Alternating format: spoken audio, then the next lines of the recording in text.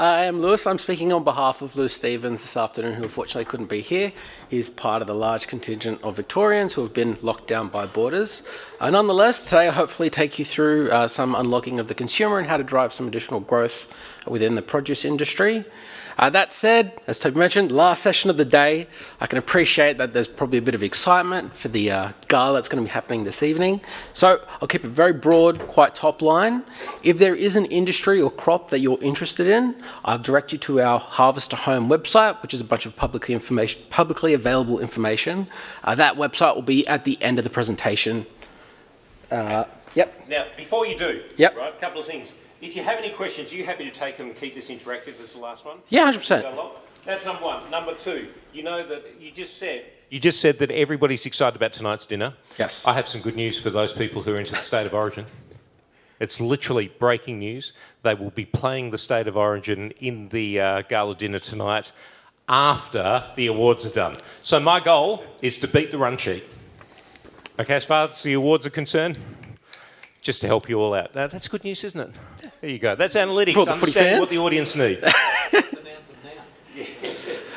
So, as mentioned, I'll direct you to the Harvest to Home website if you are after very specific crop information. Otherwise, I'll jump into today's. So I'll break this up into three parts, one of which I'll go into some consumer segments that we've been researching, understanding how consumers are pretty confident and confidence is relatively stable at this stage. However, this is a point in time where they are highly engaged in what they're purchasing, and how we can make the most of that. You've heard of go big or go home. Well, consumers are going big and staying home. We'll look at how that's developing and the dynamics behind what's actually happening in the Australian grocery space and how consumers are shifting the way that they spend their money. And lastly, we'll close it out with some dive into produce. And we'll look at how produce isn't immune to that shifts in the total grocery store kind of scope, but a little bit more into the dynamics underneath that. So, understanding the consumer. So, as everyone's kind of heard over and over again, COVID's hit and had a relatively large impact on the way we do things. When it first hit, we did a bit of a global survey, and we did a divide between two consumer segments, people who were financially worse off than pre-COVID and those who are relatively insulated.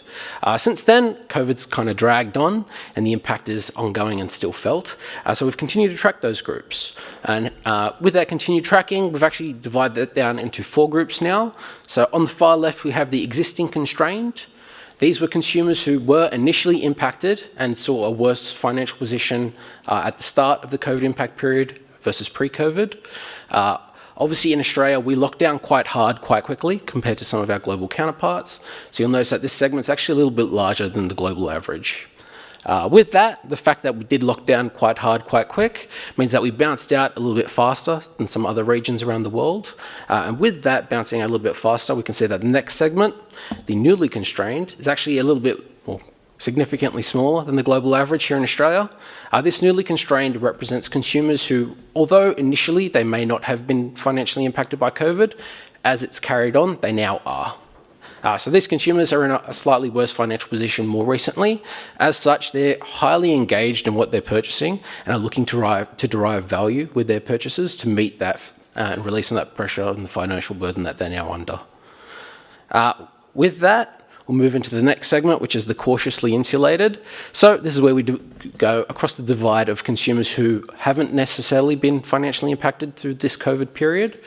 This cautiously insulated, while they haven't been financially worse, well, they aren't financially worse off now, they are actively concerned in how things are progressing and are actually shifting the way they spend as a result of that. So while they may not be any worse off, they are actually looking in some cases to make some savings, but in other instances to actually spend a bit more than they were previously. So highly engaged in changing in how they consume.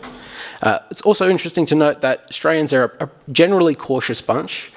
So we used to do a lot of consumer confidence tracking globally. It was always a point of contention of comparing Australia to some similar markets around the world. Say us in the US, post-GFC, US came out of it and they were pretty guns-ho, to be the stereotype of the Americans. But Australians kind of came out of it thinking, we're kind of all right, and we weren't that sure of ourselves, even though the economies in those two markets perform very, very differently. With that, we notice that the cautiously insulated buyer is actually a little bit larger here than it is globally, so a point to look into. And then lastly, the unrestricted insulated, so consumers who aren't financially worse off, but haven't changed how they're purchasing, so they've kept calm and carried on. How do we unlock some growth with these groups? So existing constrained, we know that they were initially impacted and they continue to do so. Here, they're going to be looking for value and continue to look for value. So they have adjusted how they're spending, but now they're actively looking for where we can provide convenience in that value option to kind of continue to ease their situation. Within the newly constrained, the fact that they are more recently financial burdened, they are, again, looking for value, so where we can lift some of that pressure through promotions or actively driving value with some common staples for them will be a way to unlock growth and key for this group. With the cautiously insulated, this is a group that's quite interesting. Again, they're not financially worse off. However, they are changing how they spend. So I'll go into a bit of out-of-home consumption versus in-home consumption in a bit. But we're finding that with that shift in home, they're actually looking to spend a bit more in some categories, having quite indulgent meals to replace that dinner at the restaurant that they might have done recently. So where we can be a bit more indulgent in providing some high quality premium produce to them will be a nice way to unlock some opportunities. And lastly, the unrestricted insulated, again, they're not any financially worse off. However, being able to engage with them with in-store activations, as well as promoting convenience and up trading to try and premiumize their purchase where possible, will be a nice growth opportunity. So I mentioned out-of-home consumption versus in-home consumption. Obviously, as economies lock down, both locally and more recently Victoria and abroad, a lot of that money that was being spent in out-of-home is now being spent on in-home consumption. So in some industries, that was really good. If you're a producer of a shelf-stable product in a supermarket, it was fantastic. However, being the produce industry, not necessarily a fantastic story overall, because a lot of what we're growing and producing is actually being delivered into those food services and restaurants themselves. So what this has meant is that while there is this shift in consumption, being able to meet the consumer's need and where they are looking to have that indulgent meal occasion at home, if we can meet that with some premium offerings, there is an opportunity there. Obviously, there are a lot of different agreements here in the room and abroad, so I'm not sure the flexibility that you necessarily have with your distribution chain, but where you can be flexible and flex into alternate channels, like online delivery services, food box meal kits, or like Victoria's seen some success with the restaurants cook at home meals, that would be an additional option to actually move some of that really high quality produce that you were delivering into food services into the in-home consumption and avoid some wastage. Lastly, in this section, we'll look at the fact that given that there are these highly engaged consumers who are changing their purchase behaviour, most of these groups, the three of the four, are actively using frequency of purchase as a way to manage their spend. And they're claiming that they are using frequency of purchase to manage their spend. We'll start to see this in a little bit as well, but the fact is that consumers are shopping less frequently than they were. There is the constraint of obviously when COVID first hit, there was that panic buying period where everyone kind of went everywhere to get whatever they can, but we'll look at this in a bit of a longer term as well. But this reduced frequency is something to be taken into consideration in ensuring that when they are shopping and are making their big purchases, that we're in basket to ensure that we're continued to maintain relevancy across the store. So the Pacific landscape. So as I mentioned a little bit, the Pacific region has performed a little bit differently to some of the global markets. We have seen a bounce back that's quite strong comparatively to some. However, it doesn't take the elephant out of the room that we're comparing now this year to our performance back when COVID first hit, which first saw some really significant growth across the market. If you look at the latest year versus year ago, we are down 5.3%. However, a lot of what is being spoken around is, yes, this is kind of a scary number. However, it's not something that alone we're feeling. It's pretty much every industry within the FMCG space in Australia is kind of seeing this trend. So being able to acknowledge, yep, right now is a bit of a tricky situation, but we kind of need to back that COVID impact out of the data, not necessarily ignore it completely. It is something that's happened, but put into context that, hey, it might not be a true indicator of our actual performance. So if we look at our total grocery store performance versus 2 years ago, for example, we're still up 8.3%, which is really strong growth. So yeah, we might be looking a little bit scary now, but taking into the consideration the larger picture, not necessarily as bad as we might think. So what's driving that dynamic? Or what are the dynamics behind this changing scope? Well, we can see, and I mentioned, frequency is becoming a kind of key point and a key driver of difference. As Australians are purchasing slightly less than they'd had previously, or making slightly less purchase occasions than they had previously, so 3% fewer trips. While they're making these fewer trips, they are spending more per trip. So spending 8.3% more. Again, looking at this in kind of a longer term trend, so I've got the 2 year numbers. Frequency is relatively consistent. So while we're holding on the frequency point, the spend per trip is actually up 11.9%. So Australians are actively spending more in their grocery store than previously. What could be driving this? In part, there is online. So obviously online's been something that's a developing space for Australian grocery and produce in particular, growing 69% this year. And with that, there's the comparison point of not all COVID cycles are created equal. So we talk about total grocery store being down 5.3% this year, with total online being up 69%. If we look at that in the long-term trend, we can see that that's been quite consistent for online sales. Obviously, there is the caveat that in the last 6 months, we are comparing to pre-COVID performance. However, we're expecting that this online growth will be relatively consistent and grow quite strongly still. And point that there's been a massive amount of investment made in this space by whether it be key retailers or online distributors. The fact that that money's then gone in to develop these channels, they'll be looking for a return on that investment. In addition, we know Woolies and Coles are working a lot in that online area. We know Aldi are now starting to dip their toes in online.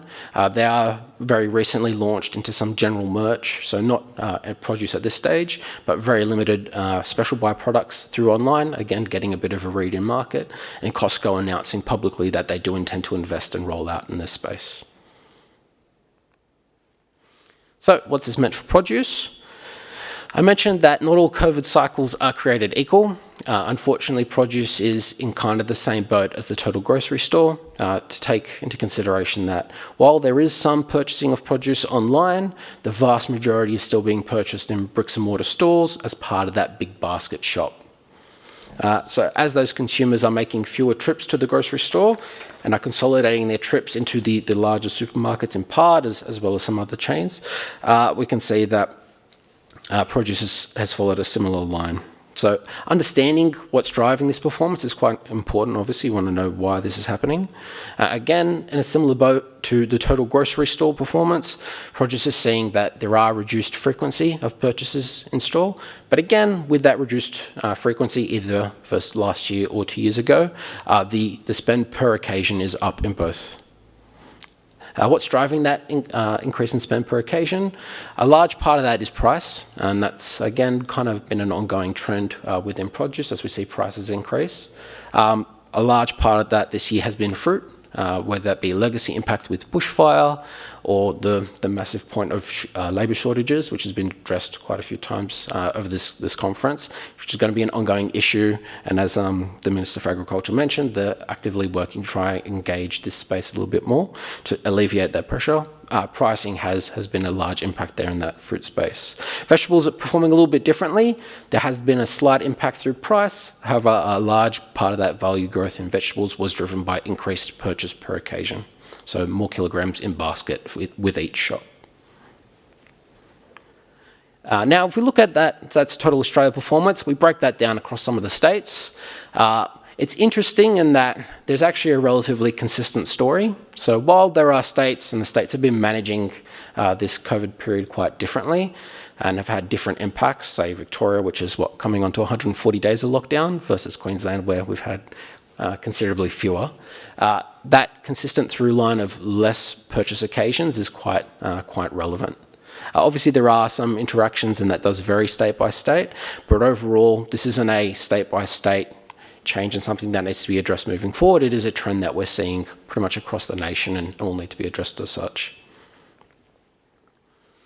So as I mentioned, again, I'm not sure the flexibility of everyone individually, but those who do have some flexibility in their supply chain and can look to support alternate chains, one option for this may be the emergence of the food box meal kits. So this is a growing space in the Australian market. It is something that with the move to online, well, the move in online, is kind of benefiting from that overall shift. So food box meal kits, they've grown quite strongly, a bit growing off quite a small base, but they are growing quite well and appealing, obviously, a little bit of an over-index to that unrestricted, insulated consumer. So that person who's kind of been consistent for the last year or so, or a couple of years. That being said, while this premium shopper, it does over-index in this space, doesn't necessarily mean that that's the only consumer for this kind of category. One thing that as frequency continues to become an issue and as consumers continue to reduce their frequency of purchase to one shop per week and further, being able to supply high quality produce in-home between those large purchases may be a way to drive some additional growth and get that high quality produce that was going to some of those food services in-home and consumed by Aussies, as opposed to waste. So with that, I'll keep it quite top line, hopefully, and not too much data, though there was some. Been able to see that overall confidence is relatively stable, though there is some really engaged consumers, and this is a point in time where we can actively work with them, bring them in store, ensure that we're capturing that spend, and then we can grow with them, whether that be through driving value, convenience, or actually that odd indulgence piece with that move of out-of-home consumption in-home. We know that consumers are going big and staying home, so whether that be through the use of online, but that increase in the large basket shoppers back. And lastly, produce, as unfortunately it is following that total store trend across reduced frequency. However, there are some options for growth, whether that be through alternate channels or use of convenience as a leverage there. And thank you very much for your time. Thanks, Lewis. Thanks very much. Well, and that's about as loud a clap as 28 people can offer, really, I think. Don't go away, we've got a question. Oh, yeah, stick around. You actually finished early, so we've got time for questions, which is good. And here we go. Thank you. Thank you. Margie Milgate here, Lewis. Thanks so much for that. Just wondering, like, the data you're capturing, that's Coles, Woolies, Aldi. Everything. So everything that's purchased by Australians. So we have 10,000 households across Australia. Anything that they're buying, bringing in home, consuming in home, we got a read on that. So you're getting it from the home, are you? We're getting it from the home, so in-house consumption. I'm seeing the rise of new type places, and I was really amazed to see when I was driving down Logan Road the other day, this other shop. A chemist shop has shut its retail old retail shop and opened up in Logan Road. It's a chemist shop, but it's now got Whole Foods, an organic cafe, a worm farm. They've planted trees and herbs around the place. So you're capturing that data too? Yeah, so whether it be local Asian grocers, whether it be regional specific retailers, so there's the Spud Shed in WA, we get a read of absolutely everything. So we're not exclusively tracking the majors. Obviously a lot of sales get made through the majors, and if you go on Harvest to Home, you can actually see the breakdown across major grocery stores and non-grocery stores and some other as well, crop by crop to see how it goes in. Are we allowed to ask you how it happens? How it actually occurs? How do you actually track at home? Yeah, no, 100% can ask that. The way that we track at home, as mentioned, we have 10,000 households across Australia. They're demographically, geographically representative of the Australian population.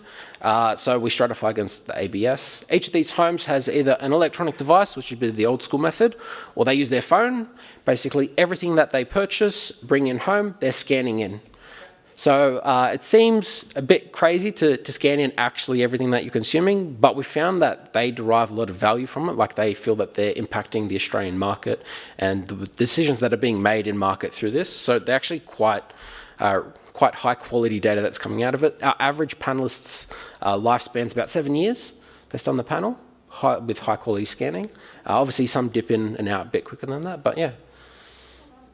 I have a very specific question. Sure. I'm just wondering, with this decrease in frequency in shopping and the perishability of fresh produce, do you have any evidence that there is an increase in wastage of fresh produce? So we wouldn't get a read on the wastage per se.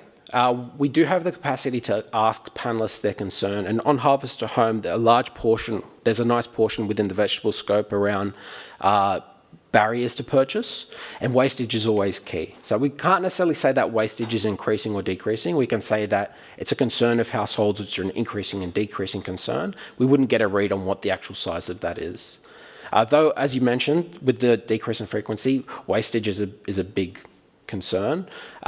I'm not sure if the discussions are happening now. I know that they're kind of in the periphery around some of the retailers kind of tapping some industry leaders on the shoulder saying, hey, how can we address this, whether it be pack size, packaging, supply chain efficiency, where it can be found. But it is something that is of major concern.